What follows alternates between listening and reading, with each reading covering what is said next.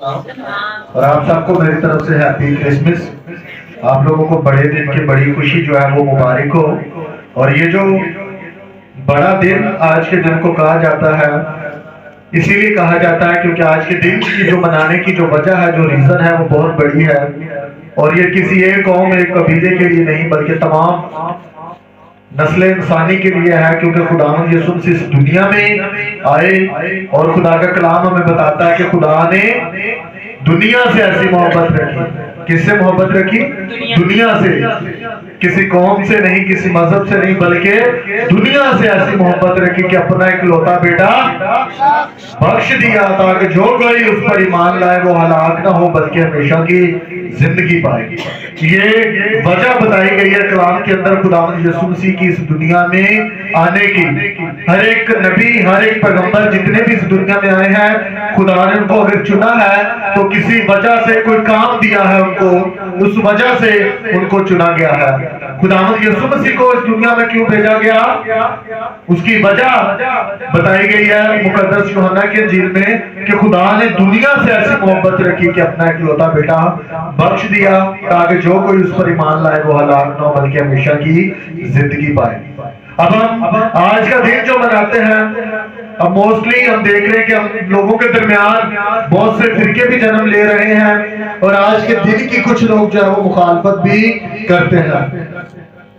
तो जो लोग मुखालफत करते हैं और किस बिना पर करते हैं, आज हम उनको भी थोड़ा सा क्लियर करेंगे ताकि वो भी आज के दिन की जो खुशी है वो मना सके और उनके जहन में जो अगर कोई इब्लीस ने बातें डाली है वो निकल सके।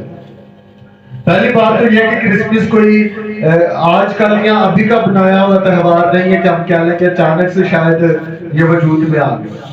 ये आज से बहुत से हजारों साल से जो है वो पहले से मनाया जा रहा है। फिर हम इस चीज पे देखेंगे कि कलाम मुकद्दस के अंदर कोई ऐसी बात दर्ज है कि आज के दिन हमें खुशी करनी चाहिए। फिर दूसरी चीज हम देखेंगे कि बहुत सारे लोग ये भी कहते हैं कि क्रिसमस पर हम देखते हैं जितनी भी डेकोरेशन है, क्रिसमस ट्रीज लगाए जाते हैं, घरों को सजाया जाता है, चर्चिस को सजाया जाता है, स्टार्स लगाए जाते हैं।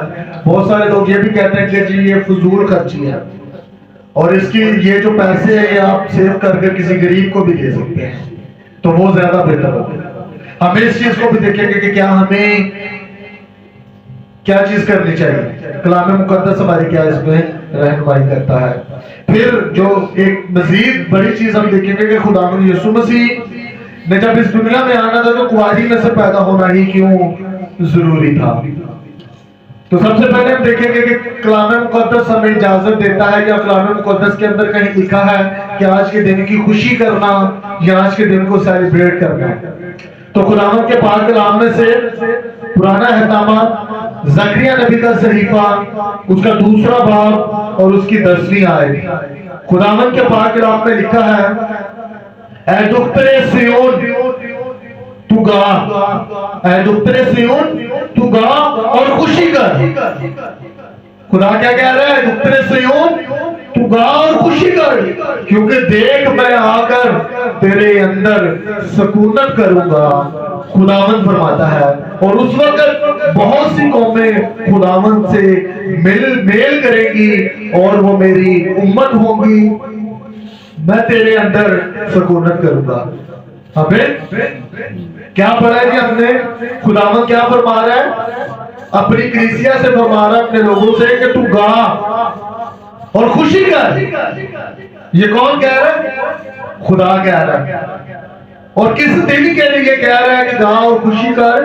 देख मैं आकर तेरे अंदर सुकूनत करूं, कि मैं आऊंगा। खुदा कह रहा है कि मैं आऊंगा और तुम लोगों के दरमियान रहूंगा, सुकूनत करूंगा और तुम इस दिन की खुशी करना और गाना। आज फिर हम नए तमाम में से देखेंगे,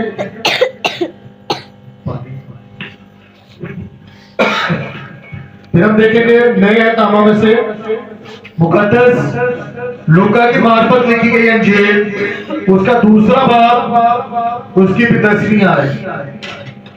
खुदावंद के पाक कलाम में लिखा है, मगर फरिश्ता ने उनसे कहा, डरो मत, क्योंकि देख मैं तुम्हें बड़ी खुशी की बशारत देता हूं।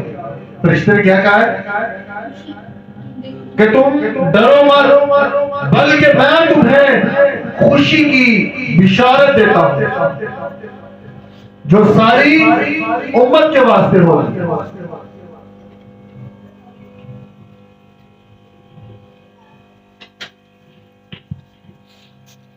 पहले हमने क्या सुना है कि खुदा ने खुद फरमाया है कि मैं आऊंगा और उस दिन की तुम खुशी करना और गाना।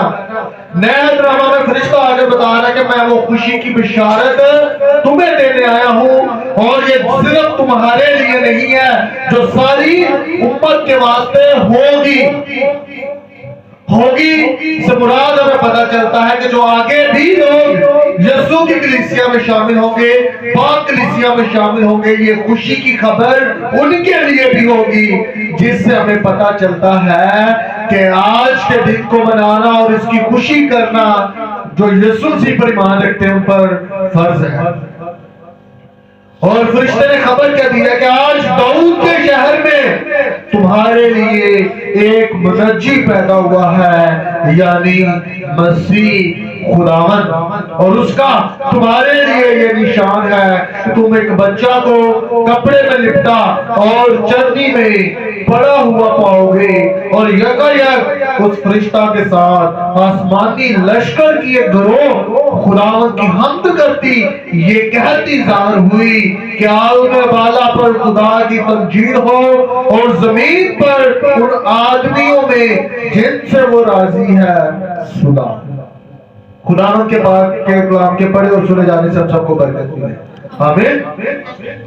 अब हमने नए और पुराने दोनों अहदनामों में से खुदावंद यीशु मसीह के आने की और आज के दिन की खुशी करने की खबर देखी है और हुक्म देखा है। खुदा ने भी फरमाया है कि तुम खुशी करो और आज के दिन गाओ। फरिश्ते ने भी आकर यही फरमाया है कि मैं तुम्हें खुशी की बड़ी बुशारत देने आया हूं जो तमाम उम्मत के वास्ते होगी।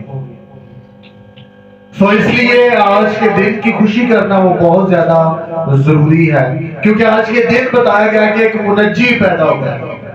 आप लोगों ने जितने भी यीशु मसीह के टाइटल और हम देखते हैं, जैसे खुदावंद यीशु मसीह को बादशाह कहा गया है, उसमें हम देखते हैं यीशु मसीह को बादशाहों का बादशाह कहा गया है। लेकिन यहाँ पर जो लफ्ज है मुनज्जी का मतलब है निजात देने वाला। ये लफ्ज दुनिया में सिवाय यीशु मसीह के और किसी के लिए भी इस्तेमाल नहीं हो सकता, क्योंकि यीशु मसीह दुनिया में मुनज्जी बनकर आए, निजात बनकर आए, और यही यीशु मसीह का मेन मकसद था कि अपने लोगों को उनके गुनाहों से निजात दिलाए।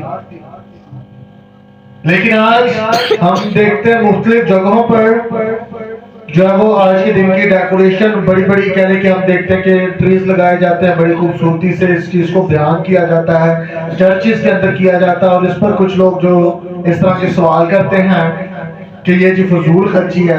अगर हम कलाम मुकद्दस के अंदर भी एक वाकया देखें जहां पर एक औरत ने यीशु मसीह के पांव कीमती अतर के साथ धोए, और उस अतर की कीमत 350 दिनार के करीब थी, और वहां पर भी खुदावंद यीशु मसीह के एक शागिर्द ने क्या कहा कि ये अतर क्यों जाया किया गया, इसको बेचकर गरीबों को खाना खिलाया जा सकता था। तो यीशु मसीह ने वहां पर क्या जवाब दिया,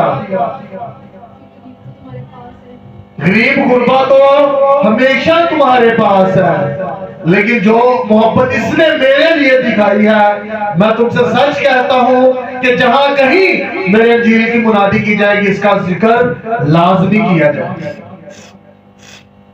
तो आज के दिन जब हम इस तरह की एक्टिविटीज करते हैं, इस तरह के काम करते हैं, तो ये हम हकीकतन अपनी खुशी और खुदा की मोहब्बत को जाहिर करते हैं। आपके पास पूरा साल है, आप और भी दिनों में गरीबों की हेल्प कर सकते हैं, जरूरी नहीं आज के दिन भी कर सकते हैं, लेकिन मोहब्बत जो जाहिर करना वो खुदा के लिए आपके अंदर की जो मोहब्बत उसको जाहिर करता है। जैसे उस खातून ने की, उसने अपना कीमती अतर खुदा यीशु मसीह के पांव पर डाला, तो इससे हमारी मोहब्बत जो है वो जाहिर होती है। फिर हम देखते हैं आज के दिन भी बहुत सारे ऐसे लोग हैं जो आज के दिन सिर्फ चर्च में आते हैं, पूरा साल उनको चर्च याद नहीं होता। तो मैं ये समझता हूँ कि ये भी एक बड़ी गलत चीज है। हमें खुदा के साथ हमेशा चलना चाहिए। वो सिर्फ आज के दिन आया और आज के दिन चला नहीं गया, बल्कि उसका क्या वादा, मैं आपसे लेकर हमेशा तक तुम्हारे साथ हूँ। हमें जिंदगी में रोज खुदा की जरूरत पड़ती है, हर मौके पर खुदा की जरूरत पड़ती है। तो हमें चाहिए कि हम रोज जो है वो इस रिफाकत को कायम रखें, खुदा को याद रखें, खुदावन में कायम रहें। सो इसलिए चर्च को भी कंटिन्यू करना अपनी जिंदगी में बहुत ज्यादा जरूरी है। आज के दिन खुदावंद यीशु मसीह के जन्मदिन को मनाया जाता है, लेकिन जब हम कलाम मुकद्दस में से खुदावंद यीशु मसीह के जात को देखते हैं तो खुदावंद की शुरुआत आज से नहीं हुई, बल्कि वो इंसानी सूरत में आज जमीन पर आए। खुदावंद यीशु मसीह आज से 2022 साल पहले भी वजूद में थे, लेकिन वो सूरत इंसानी नहीं थी, वो उनकी अलूहियत थी, इलाही जात थी, जिसमें वो कलमा खुदा के अंदर मौजूद थे। तो यीशु मसीह आज इंसानी सूरत में इस दुनिया में आए, जिसकी खुशी तमाम कौमें, तमाम दुनिया के लोग मनाते हैं।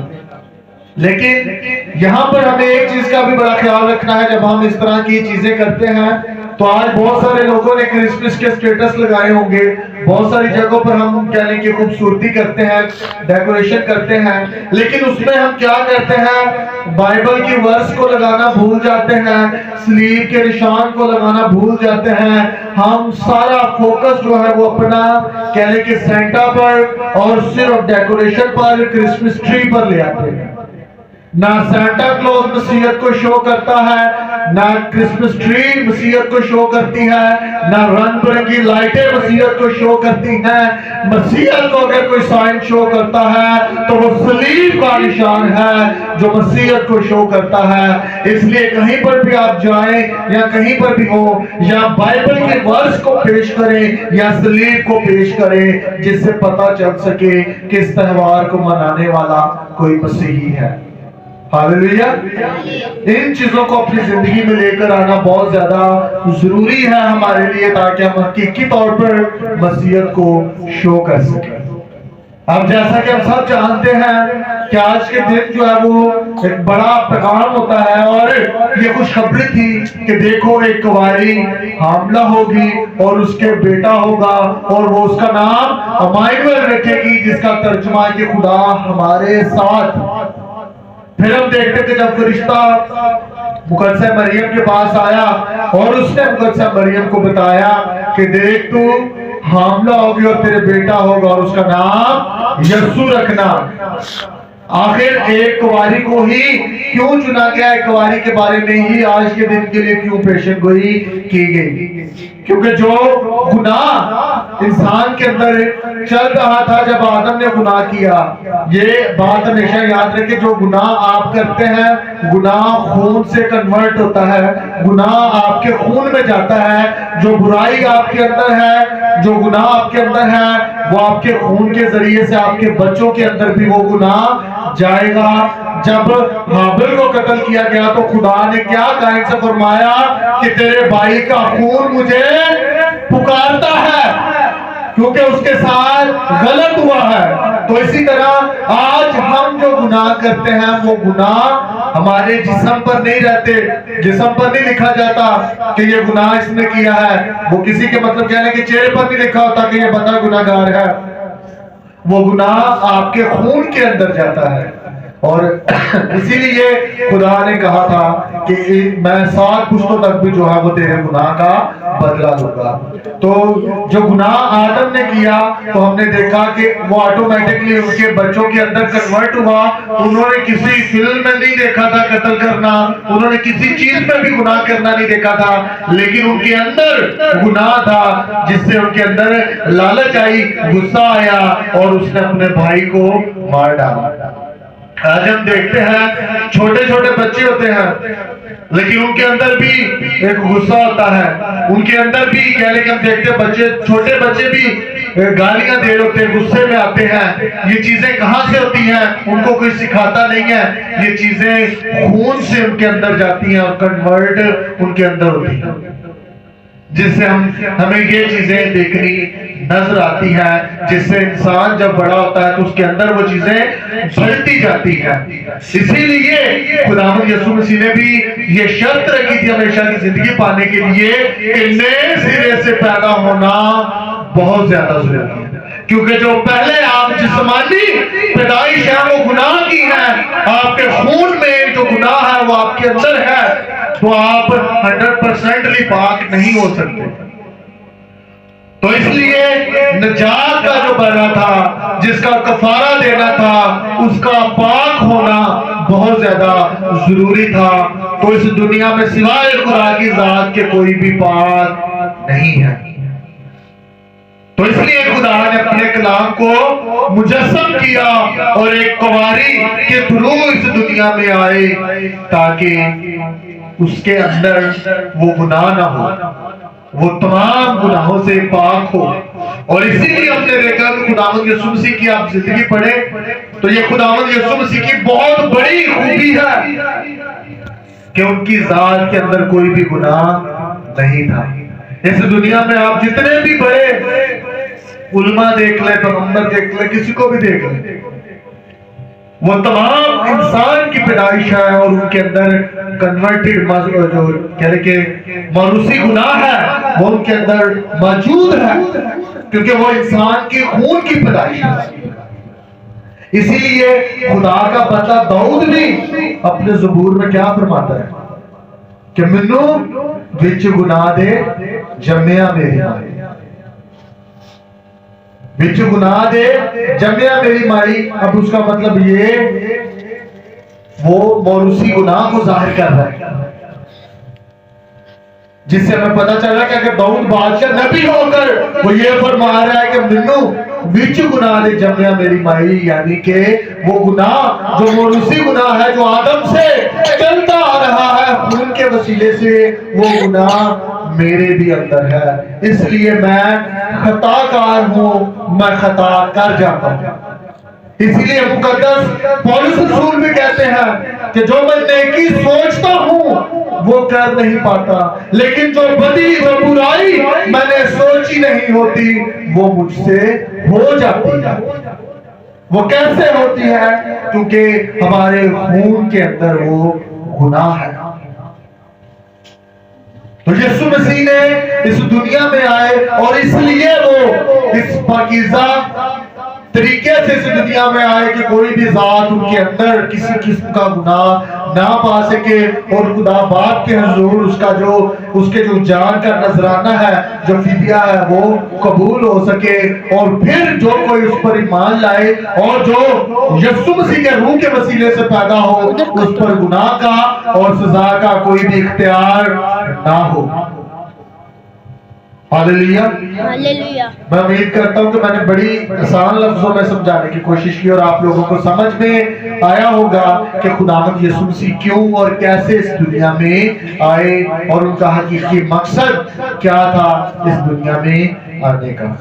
तो अगर आज हम कह लें कि क्रिसमस को बड़े जोश के साथ मना रहे हैं, बड़ा हमने खर्चा किया, बड़े तैयार हुए हैं, बड़े अच्छे कह लें कि हमने खाने बनाए हैं, सब कुछ किया है, लेकिन अगर हम यीशु मसीह के मकसद में शामिल नहीं है, जिस मकसद के लिए वो आए हैं, तो हमें ये सारा कुछ करने का हकीकतन कोई भी फायदा नहीं होगा। कि हम एक चीज को कबूल ही नहीं कर रहे, उसके कहे पर अमल ही नहीं है, तो फिर उसके जन्मदिन की इतनी खुशी मनाने का क्या फायदा। तो इसीलिए यीशु मसीह पाकीज़गी के साथ इस दुनिया में आए, और यीशु मसीह दुनिया की वो वाहिद जात है जिसने अपने मुखालिफों को, अपने साथ वालों को नहीं, अपने मुखालिफों को कहा था कि तुम में से कौन है जो मुझ में से गुनाह साबित करे। हालेलुया। अगर आप अपनों में से किसी को कहे कि मेरे से कहीं को गलती है, तो हो सकता है कोई कह दे नहीं तू तो ठीक है। लेकिन अगर आप अपने मुखालिफों को यह बात जाकर कहें कि आप में से कौन है जो मुझ में गलती साबित करे, तो वो बड़ी एक लंबी लिस्ट आपको गिनवा देंगे। लेकिन जब यीशु मसीह ने ये ललकार कर कहा कि तुम में से कौन है जो मुझ में गुनाह साबित करता है, तो वो सारे के सारे खामोश है, जो कि यीशु मसीह की पाकीज़गी का बहुत बड़ा सबूत हमें मिलता है। तो यीशु मसीह पाकीज़गी के साथ इस दुनिया में रहे, और खुदा का कलाम हमें फरमाता है कि हमने उसी की पैरवी करनी है, उसी की मानद बनना है। तो जैसे हम देखते हैं कि किसी के भी हम जन्मदिन पर जाते हैं, किसी के भी बर्थडे पर जाते हैं, तो हम उसके लिए प्रेजेंट लेकर जाते हैं, गिफ्ट लेकर जाते हैं। तो मेरे अजीजों, आज हमने ये भी सोचना है कि हम यीशु मसीह की बर्थडे पर तो आते हैं, खुशी करते हैं, लेकिन हम उसको गिफ्ट क्या देते हैं? तो यीशु मसीह को हकीकतन आपसे क्या चाहिए? यीशु मसीह को किसी चीज की कमी है? यीशु मसीह तो जो कुछ कहते हैं वो हो जाता है। तो हम क्या चीज यीशु मसीह को दे सकते हैं? अपना ईमान, अपनी जिंदगी। जब हम उसके हुक्मों पर अमल करेंगे तो यीशु मसीह हकीकतन उस बात से खुश होंगे, और आप अपना इख्तियार और अपना कहने के लक़ब आप खुदावंद के कलाम में देखें। जब खुदावंद यीशु मसीह ने ये फरमाया कि तमाम नबियों में से कौन बड़ा है? यूहन्ना। जितने भी औरत में से पैदा हुए हैं उनमें से यूहन्ना सबसे बड़ा है। वहीं पर खुदावंद फरमाता मगर उससे भी बड़ा वो है जो कोई मेरे कलाम को सुनता और उस पर अमल करता है। वो अपॉर्चुनिटी हमें मिली है अगर हम उसके कलाम पर अमल करें। फिर खुदावंद यीशु मसीह फरमाते हैं जब वो कलाम करे तो उनके शागिर्दों ने आकर कहा कि बाहर तेरी माँ और तेरे भाई तुझे बुलाते हैं। तो यीशु मसीह ने वहां पर क्या जवाब दिया? मेरी माँ और मेरे भाई कौन है? जो मेरा कलाम सुनते और उस पर ईमान रखते हैं। तो ये भी अपॉर्चुनिटी हमें मिली। फिर खुदावंद यीशु मसीह को कहा गया कि मुबारक है वो औरत जिससे तू पैदा हुआ। तो खुदावंद यीशु मसीह ने क्या जवाब दिया? मगर उससे भी ज्यादा वो लोग मुबारक हैं जो मेरे कलाम को सुनते और उस पर अमल करते हैं। तुम लोग तो देखकर मुझ पर ईमान लाए हो, ज्यादा मुबारक वो है जो मुझे बिना देखे ईमान लेकर आए। हालेलुया। तो हमें खुदा एक्स्ट्रा कहने के हमें प्लस बोनस मिल रहा है अगर हम खुदा के हुक्मों पर अमल करें। हमारा ईमान उनसे बड़ा गिना जा रहा है, हमारा रुतबा उनसे बड़ा किया जा रहा है जो उस वक्त में लोग मौजूद थे। तो आज इस क्रिसमस के मौका पर मेरे अजीजों हमने अपने इस रुतबे को, अपने रैंक को बढ़ाना है और यीशु मसीह के साथ रिलेशन को कायम रखना है। खुदावंद यीशु मसीह ने हमें यह मौका बख्शा है कि हम दूर के थे लेकिन आज हम भी इस्राएल के खुदा को, इस कायनात के खुदा को बाप कहकर पुकारते हैं। यीशु मसीह हमारी सीढ़ी है। अगर हम यीशु मसीह को छोड़ें तो तमाम मसीहत खत्म हो जाती है। तो यीशु मसीह का इस दुनिया में आना, हमें निजात की राह दिखाना, हमारा खुदा के साथ रिलेशन बहाल करवाना मेन पर्पस था। तो इसलिए हमें इस मैसेज को अपने दरमियान कायम करना है और जैसे यीशु मसीह ने हमारी सुलह बाप के साथ करवाई है, हमें भी जरूरत है कि हम मोहब्बत के साथ इस दुनिया में रहें और इस क्रिसमस पर सुलह का जो पैगाम है वो लोगों तक लेके जाएं। खुदा आप सबको बरकत दे। हम अपने स्वरों को